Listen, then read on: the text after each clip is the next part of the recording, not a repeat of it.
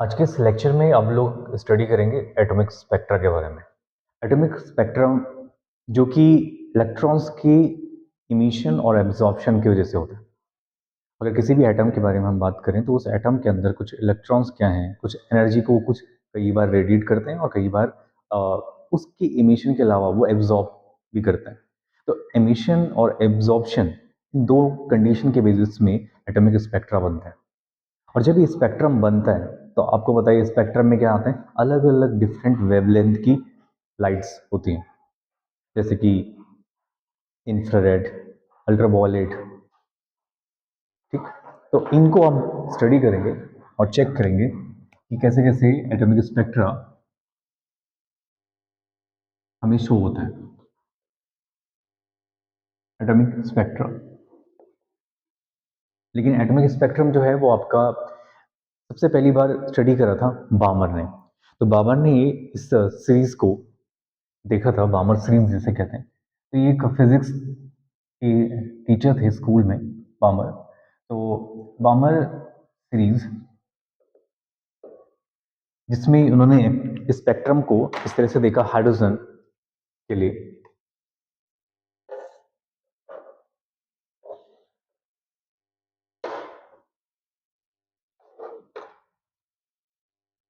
ये हम जो स्पेक्ट्रम पढ़ रहे हैं वो है ड्यू टू एब्जॉर्प्शन। और जब एब्जॉर्प्शन होगा तब आपको पता है कि जब अलग अलग तरह के जो गैसेस हैं वो अलग अलग तरह की क्या करती हैं, लाइट देती हैं, अलग अलग कलर की लाइट देती हैं। जैसे कि नाइट्रोजन हो गया, ऑक्सीजन हो गया, हाइड्रोजन ऑल्सो।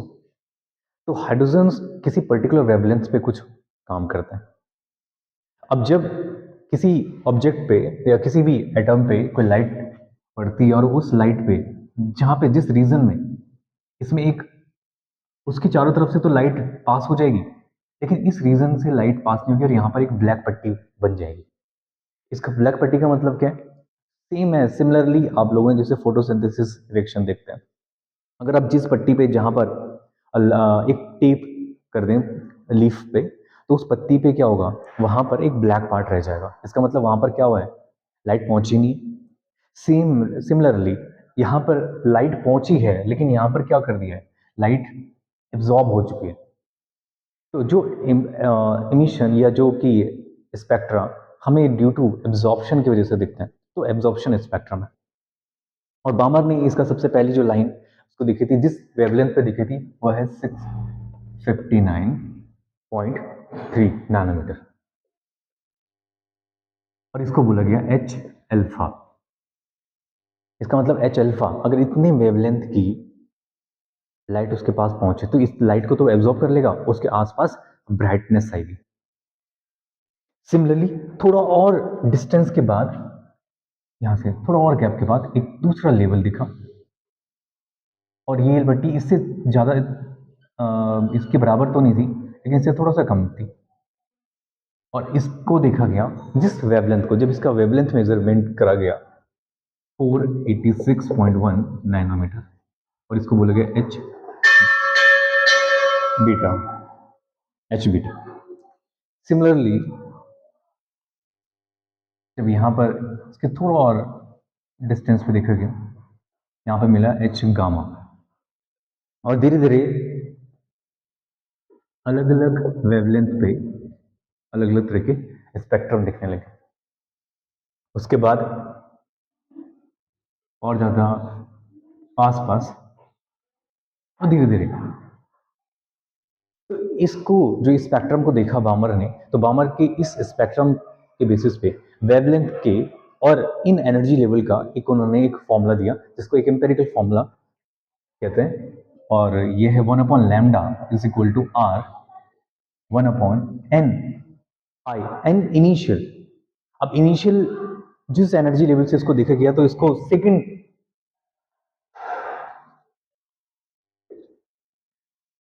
है ना, इसका जो इनिशियल होता है वो सेकंड से स्टार्ट होता है, सेकंड एनर्जी लेवल से, और अप टू तो ऑन एनर्जी लेवल तक, फाइनल एनर्जी लेवल तक, एन स्क्वायर।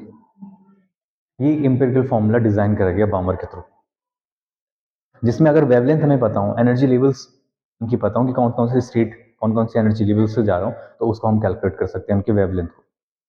तो इसमें जो वेवलेंथ के कैलकुलेशंस के लिए हमारे पास जो पार्ट आया, तो उसमें n, वेयर n इज 3, 4, 5, 6 हो सकता है n का value.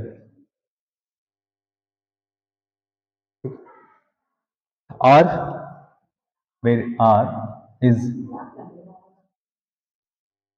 Rydberg constant, r is a Rydberg constant, r जो है वो Rydberg कांस्टेंट। और Rydberg कांस्टेंट ये की फिक्स्ड वैल्यू होती है इनकी, is 1.097 into 10 to the power 7 metre inverse. तो बामर सीरीज के लिए हमारे पास ये इंपीरियल फॉर्मूला है, 1 upon lambda is equal to R 1 upon 2 square minus 1 upon N square. तो सिमिलरली जैसे कि विवग्योर स्पेक्ट्रम आता है वो विजिबल रीजन में आता है, पूरा का पूरा विजुअल रीजन, विजुअल रेंज है पूरा की लाइट के अंदर ही, सेम एज अल्ट्रावायलेट रीजन है, इंफ्रारेड रीजन है। तो बामर सीरीज जो दिखती है वो विजिबल रीजन में दिखता है। कौन से रीजन में? Is visible reason.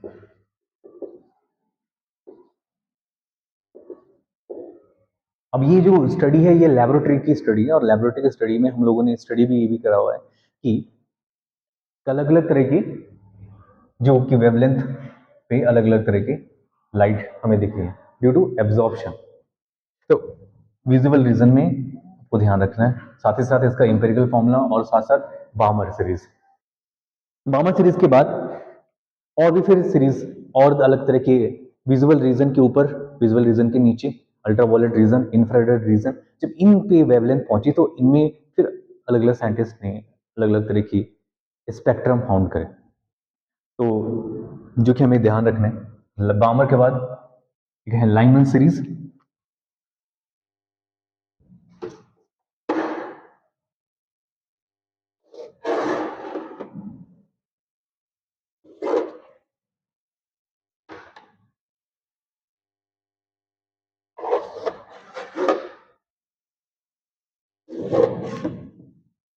तो बामर के बाद आया Lyman series, Lyman series. Lyman series, जो लाइमन सीरीज है वो स्टार्ट होती है फर्स्ट एनर्जी लेवल से।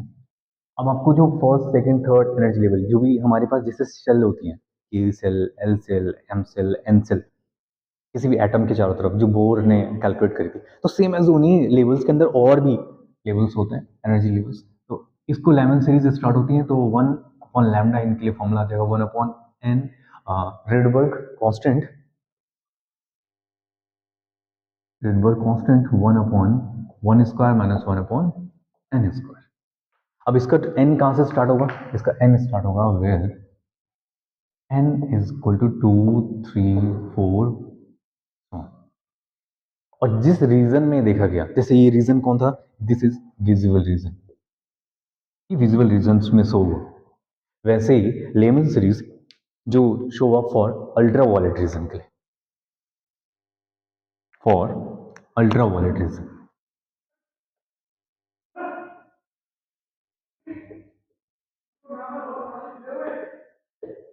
For ultraviolet region. Next is a Paschen series, is a Paschen series.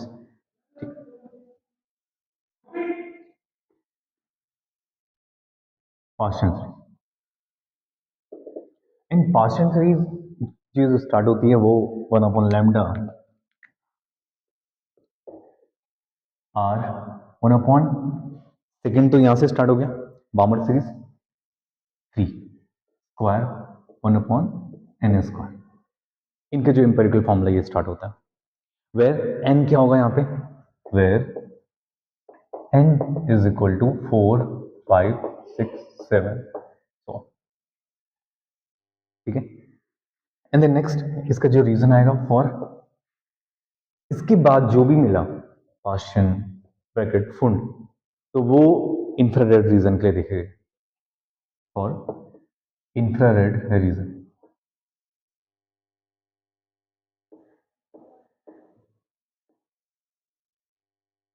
For infrared region. Next is a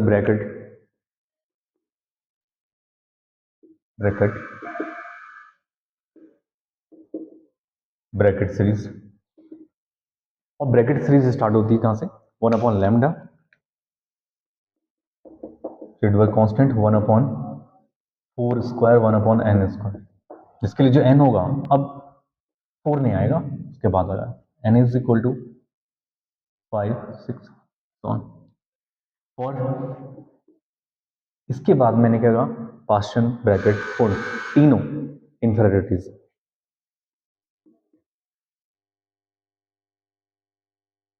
in IR reason, ठीक।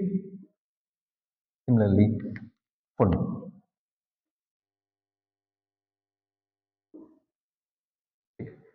is a full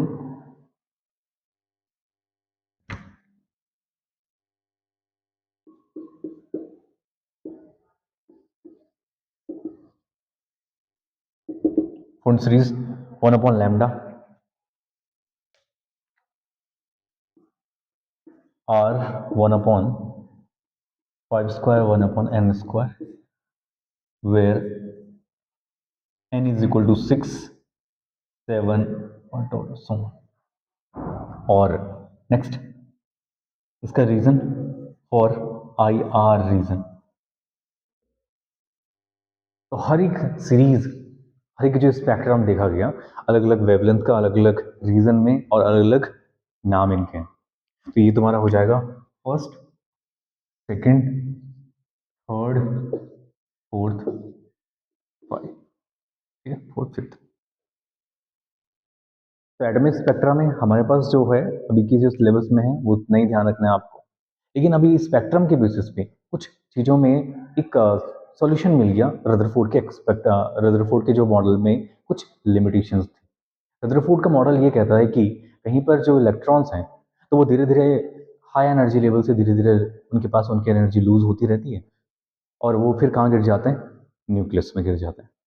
लेकिन उसी problem को थोड़ा solve करा, stability, electrons की stability के बारे में नहीं बता पाया, एटम की स्टेबिलिटी के बारे में नहीं बता पाया, तो उसकी स्टेबिलिटी के बारे में, उसके स्टेबल ऑर्बिट्स के बारे में, और साथ साथ उनकी इलेक्ट्रॉन की जो एनर्जीज हैं वो एकदम से लूज नहीं करते हैं, इलेक्ट्रॉन न्यूक्लियस के अंदर नहीं गिरते।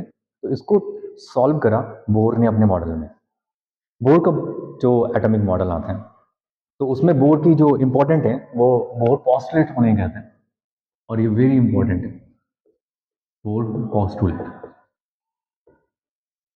बोर पॉस्टुलेट, बोर के जो फर्स्ट पॉस्टुलेट्स हैं वो उसी के लिए है, इसके लिए revolving of electron around the nucleus.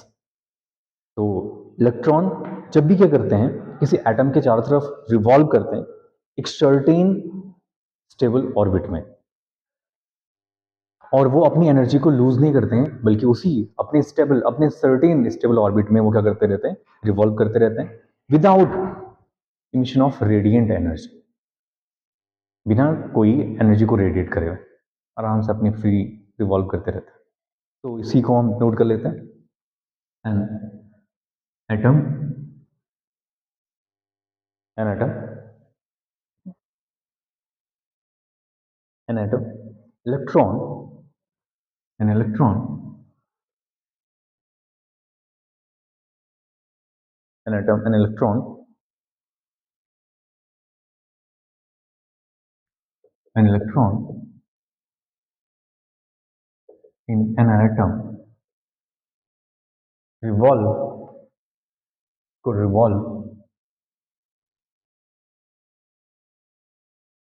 revolve in certain stable orbit,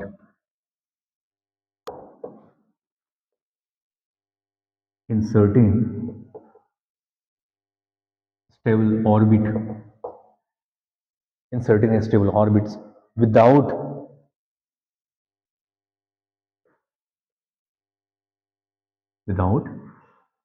emission without emission of radiant energy.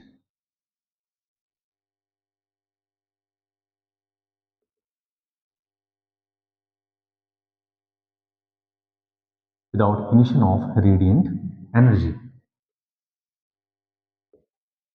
और जिस ऑर्बिट्स में ये इस तरह से रिवॉल्व करते रहते हैं इलेक्ट्रॉन्स, उसको बोला जाता है stationery state of atom. That is called stationery state of atom. States stationery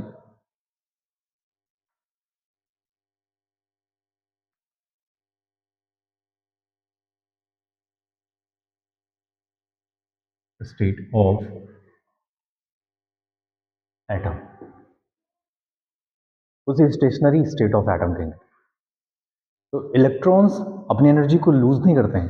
electron nucleus के अंदर नहीं गिरते हैं, बल्कि इलेक्ट्रॉन्स उस ऑर्बिट में, फिक्स्ड ऑर्बिट में, एक स्टेबल ऑर्बिट में, एक सर्टेन स्टेबल ऑर्बिट में रिवॉल्व करते रहते हैं without emission of irradiate energy.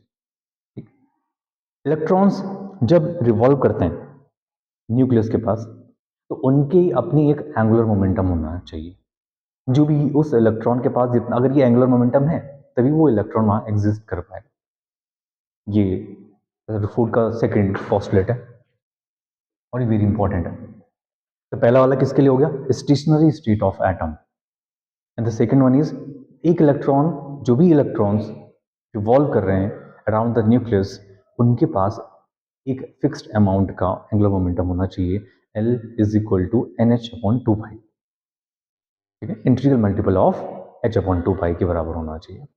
इस तो electron revolve around nucleus.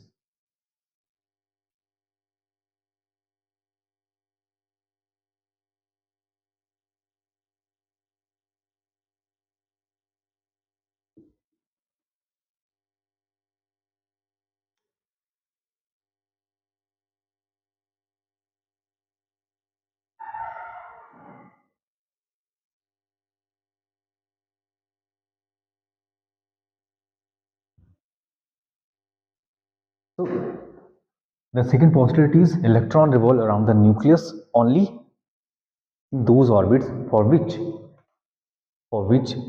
the angular momentum is some integral multiple of H/2π. तो जैसे हमने बात करी थी कि उनके पास वही इलेक्ट्रॉन्स वहां पे एग्जिस्ट करेंगे जिनके पास इतना एंगुलर मोमेंटम होगा, H/2π integral multiple of H/2π. H is a Planck constant 6.6 into 10 की पावर -34 जूल सेकेंड, और इतना एंगुलर मोमेंटम उसके पास होना चाहिए, तभी वो इलेक्ट्रॉन्स उस एटम के अंदर उस ऑर्बिट में एग्जिस्ट करेगा.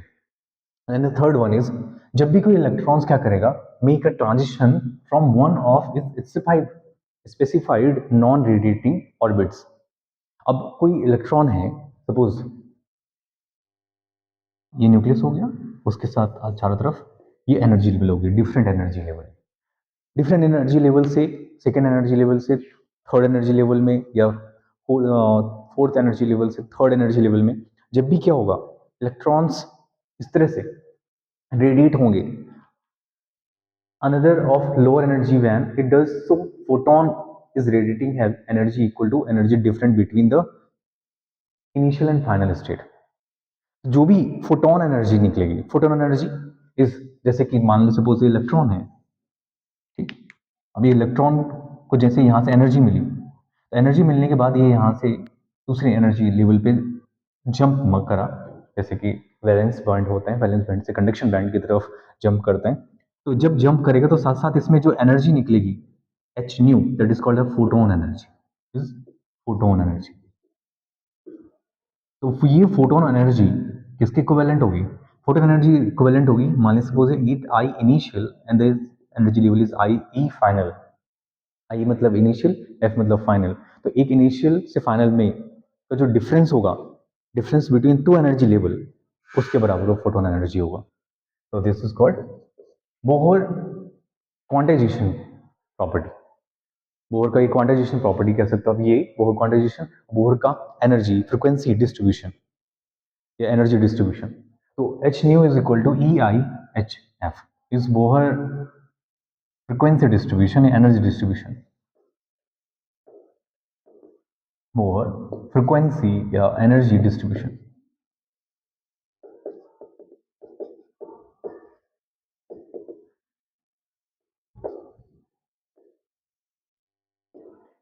और इसको बोलते हैं Bohr quantization rule.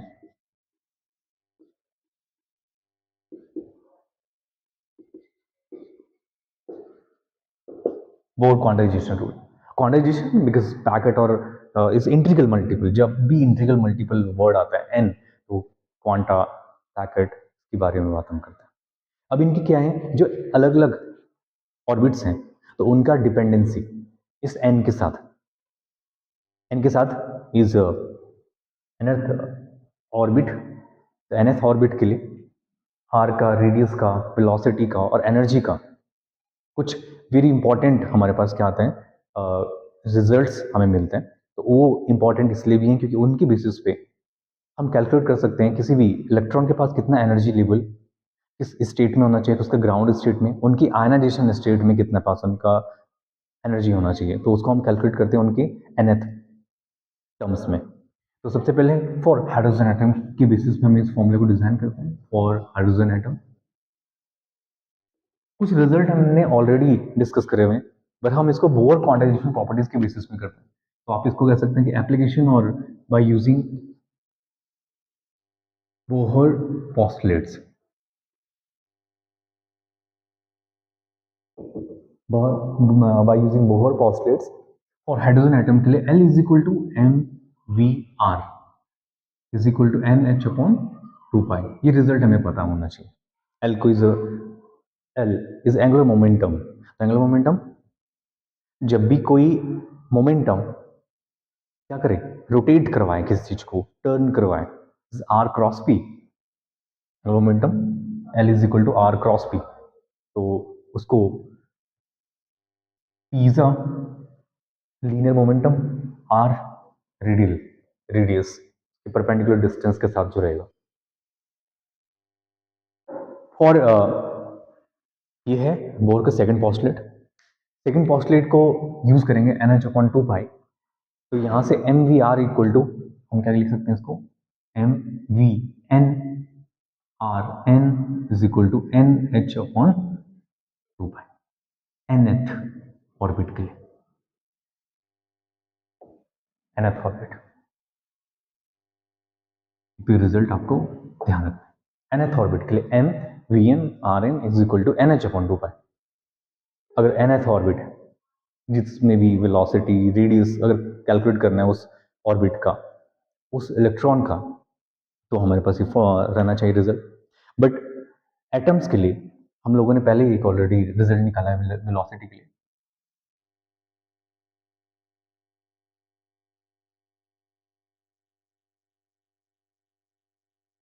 v is equal to, this is v not a nu, nu is frequency, यहां पर न्यू क्या है, is frequency.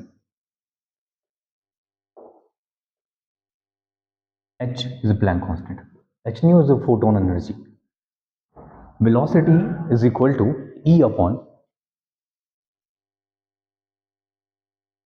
velocity equal to e upon 4 pi epsilon naught m into r। ये रिजल्ट ऑलरेडी हम लोगों ने पहले discuss कर लिया है। इस रिजल्ट में यहाँ पे जो v is equal to E upon under root ये टर्म्स है, इसको आप फर्स्ट और इसको आप सेकेंड रिजल्ट इक्वेशंस के फॉर्म में रख लीजिए अपने पास। Combining the two, both equation को कंबाइन करें, यहाँ पे वी एन के प्लेस पे एम आर एन को एन एच अपॉन 2 पाई, इसको एडजस्ट करेंगे तो हमारे पास वी एन का एक फॉर्मूला आएगा। Combining equation number first and second, तो V N we get 1/n और कुछ हमारे पास कांस्टेंट टर्म्स आएंगे 4 पाई और एप्सिलॉन नॉट h अपॉन 2 पाई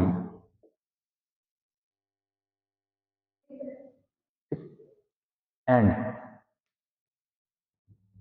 इससे क्या पता चल रहा है, velocity is inversely proportional to n.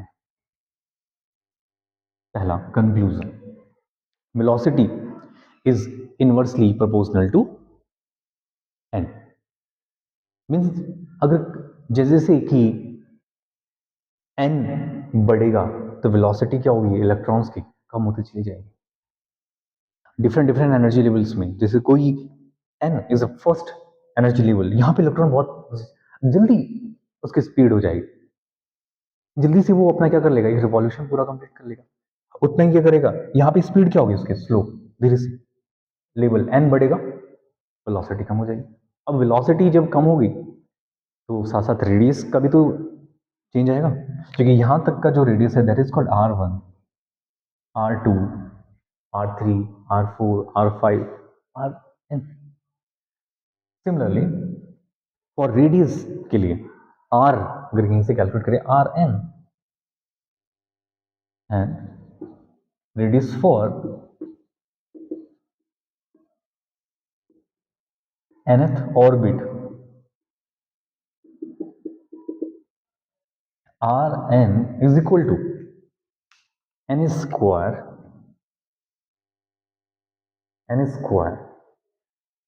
upon m into h square upon 2 pi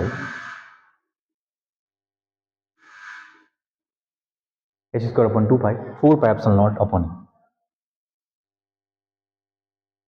इसमें सारी टर्म्स ये कांस्टेंट है। Mass is the mass of electron, dependency of R N is directly proportional to N square. Dependency very important, dependency is very important because radius जब N 1, so radius is 1 square, bracket है some ये constant terms का भी हम multiplication करेंगे उसके साथ। तो जो फर्स्ट रेडियस आता है for n is equal to 1 के लिए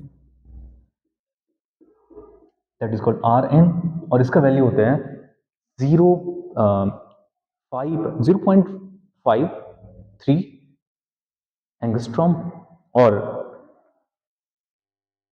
that is called A nought is 5.29 into 10 to the power 11 minus 11 meter। Then or 0.53 angstrom, that is called Bohr radius, that is called Bohr,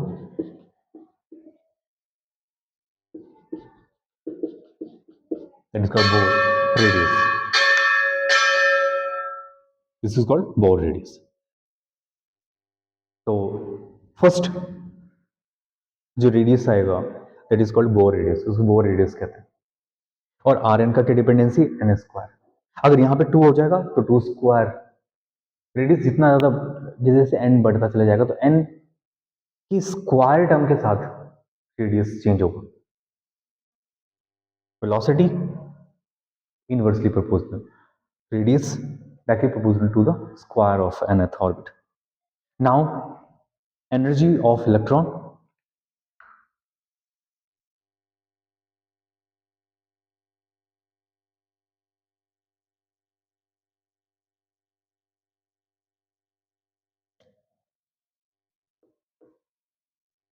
energy of electron, electron की energy level के लिए जो हमारे पास equations बनी है उसमें energy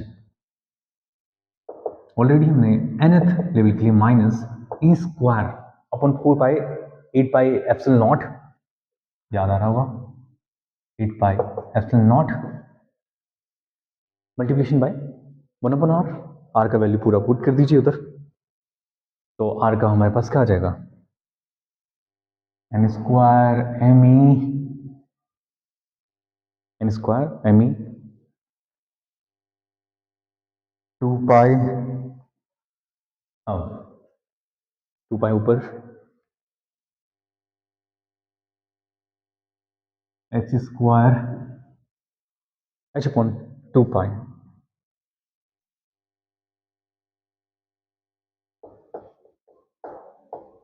square और E square upon 4 pi epsilon naught पूरा value E square 8 pi epsilon naught M E and 2 pi upon H का whole square E square upon 4 सारा constant E N is -13.6 upon N square electron volt और joule में -2.18 into 10 की power -18 joule. But ये result हमें ध्यान रखना है और in joule E N is equal to 2.18 into 10 to the power -18 joule upon N square. But इस रिजल्ट में हमारे को क्या मिल रहा है, एक डिपेंडेंसी ये देखने को मिल रही है कि E N is 1 upon N square.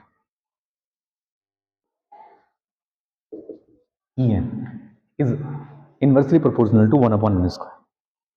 तो जब एनर्जी के बारे में बात करेंगे तो एनर्जी लेवल्स एन स्क्वायर के साथ चेंज होंगे और इनका एक स्टेट बनता है सबसे नीचे जो -13.6 is n equal to 1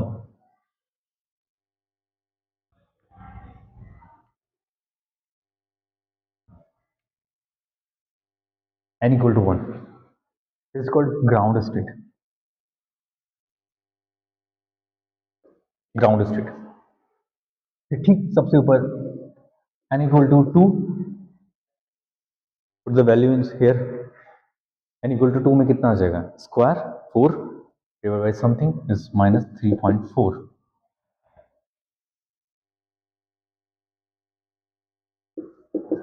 3.4 -3.4 n equal to 3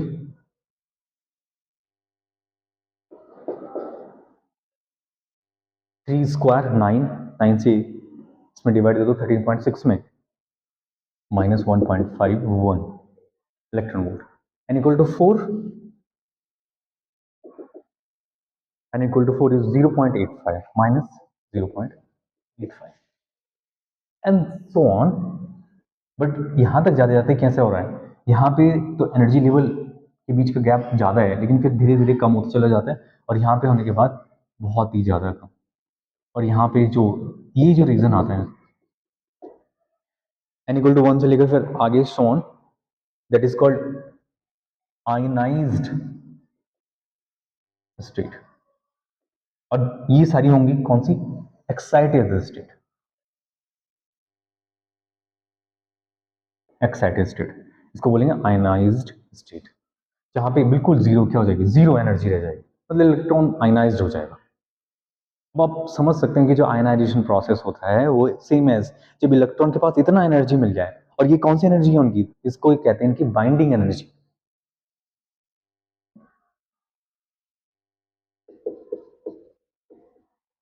binding energy तो यहाँ पे नेगेटिव साइन का मीनिंग भी यही है कि ये बाइंडिंग एनर्जी है ऑफ इलेक्ट्रॉन। ओके इसी के लिए 1922 में बोर को नोबेल प्राइज भी मिला था। ठीक और डी ब्रॉगली का एक बहुत का सेकंड पॉस्टुलेट की बेसिस पे एक हाइपोथेसिस है कि कैसे डी ब्रॉगली ने कहा कि बोर जो पॉस्टुलेट्स हैं बिल्कुल एक्चुअल है राइट है बिकॉज जब तक वो पॉस्टुलेट्स हों और उनको एक्सपेरिमेंटली प्रूफ ना करा जाए तो इसकी मदद या इसको सही दिखाया था डी ब्रॉगली ने अपने एक सेकंड पॉस्टुलेट के बेसिस पे उन्होंने अपने थ्योरी को भी एक्सप्लेन करा। तो डी ब्रॉगली का सेकंड पॉस्टुलेट को कैसे एक्सप्लेन करा डी ब्रॉगली ने,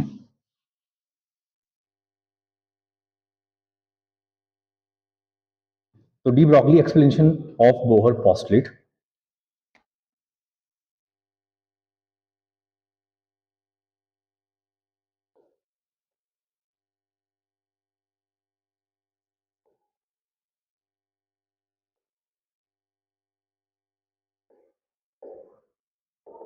डी ब्रॉगली ने सेकंड पॉस्टुलेट को कैसे एक्सप्लेन करा। डी ब्रॉगली ने कहा कि जो एंगुलर मोमेंटम है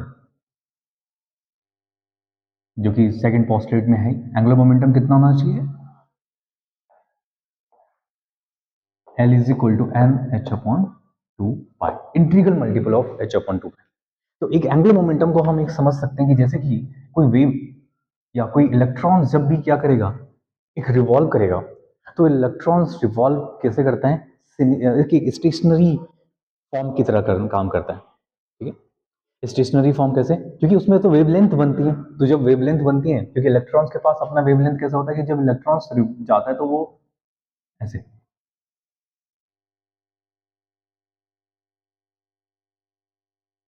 ऐसे रिवॉल्व करता है। जब ऐसे जाता है तो साथ ही साथ उसके क्या बनते हैं, एक इलेक्ट्रॉन ऐसे जब आगे मूव करता है तो डी ब्रोगली ने तो क्या बोला था, मैटर वेव्स कहा था इनको। इलेक्ट्रॉन जब इस तरह से मूव करता है तो क्या बोला था इनको, मैटर वेव। ठीक है, जो दोनों तरह के नेचर्स रखते हैं, ड्यूअल नेचर रखते हैं।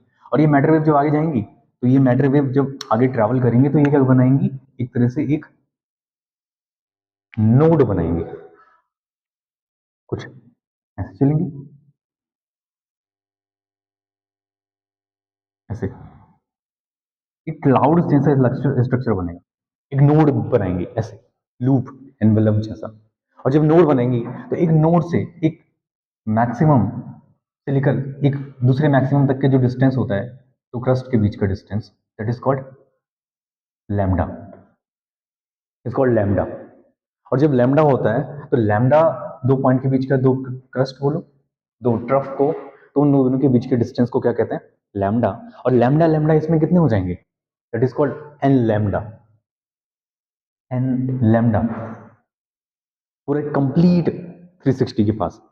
और जो एन लैम्डा होगा is equal to the circumference, और मान ली सपोज इसका जो रेडियस है वो क्या हो, ई नॉट या आर मान लो, तो 2 पाई आर, ये हाँ 2 pi R is circumference equal to N lambda के इक्विवेलेंट। और यहां से आर 2 पाई इन दोनों के साथ आप क्या कर सकते हैं, lambda, de Broglie questions, N lambda, lambda is equal to H upon P by using de Broglie wavelength h upon p, lambda बराबर h upon p, तो 2 pi r is equal to nh upon 2p, nh upon p, p into r into p is equal to n h upon 2 pi, or is called angular momentum is equal to nh upon 2 pi। ये कैसे solve हुआ, by using de Broglie. तो de Broglie ने जो explanation दिया second postulate का, तो clear समझ में आया कि उन्होंने अपने जो मैटर वेव था, तो उस मैटर वेव के बेसिस पे डी ब्रॉगली के सेकंड पोस्टलेट को प्रूफ भी कर दिया और एक्सपेरिमेंटली प्रूफ भी करके दिखा दिया। इस तरह से ये जो एटम चैप्टर है, न्यूक्लियर चैप्टर है आपका, अब हम स्टार्ट करेंगे। और एटम चैप्टर में आपको इतना ही सब कुछ स्टडी करना था और 12th के लिए।